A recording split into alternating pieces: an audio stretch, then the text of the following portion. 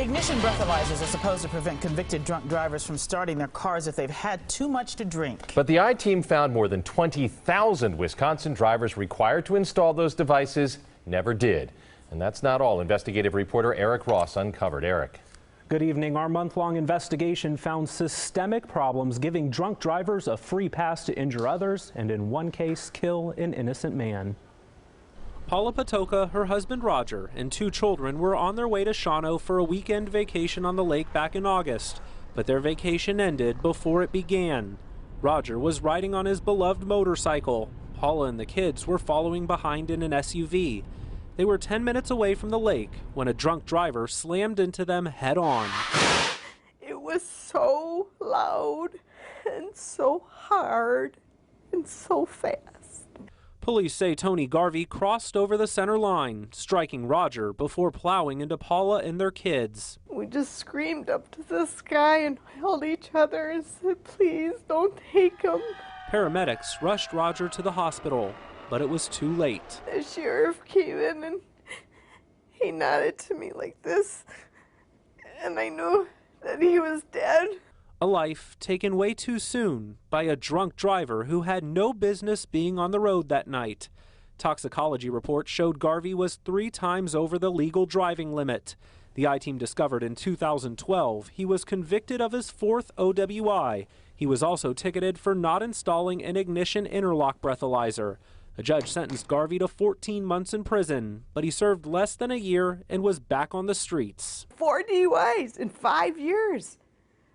4 DUIs in 5 years. Killing Roger would have been his 5th DUI. There's something wrong here. The punishment is not working. In 2009, Wisconsin passed a law requiring all repeat drunk drivers and first-time offenders with a blood alcohol level of 0.15 or higher to install an ignition interlock device, also known as an IID. But numbers from the DOT show across the state, only about 56% of people installed those devices. Is anybody following up to ensure that people who have been ordered by a judge to install an IID physically have an IID in their car? DMV does not. I cannot speak for law enforcement. Law enforcement agencies told us they don't monitor for compliance and referred us to the courts. But they don't monitor for compliance either. Instead, county clerks tossed us right back to law enforcement and ultimately the DOT for answers. The judge is following the law, putting the requirement there, but there's not a follow-up to see that they're actually being compliant. State Senator Van Wangard is proposing new legislation to make it a criminal offense for a convicted drunk driver to operate any car without an IID.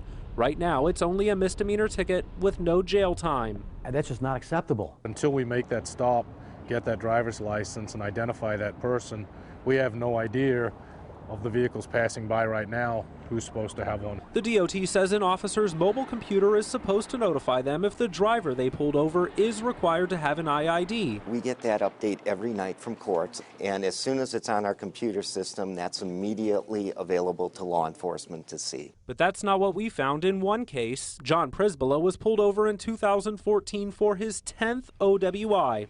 The Adams County deputy who made the traffic stop said when he ran Prisbilla's name, there was not an alert indicating Prisbilla needed an IID, even though a judge clearly ordered he needed to install one. Prisbilla was intoxicated that night, but blamed it on beer-battered fish he had eaten earlier in the day. The jury didn't buy his fishy defense and was sentenced last week to 7 years in prison.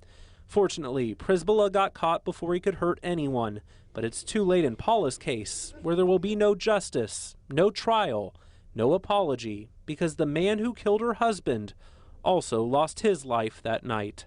All Paula has now to remember her husband with are pictures and small pieces of the motorcycle he was riding. Do you feel Wisconsin's OWI laws are too lenient?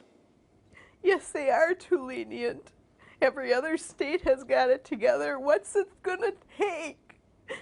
What's it gonna take? More dead people to change the law? Now, in April, Governor Scott Walker signed 2 bills, the first making a 4th OWI arrest a felony, regardless of when the other 3 incidents occurred. The second gives judges the power to order repeat OWI offenders to get tested at a facility twice a day for alcohol. George and Carol. Important report. Thank you, Eric. Well,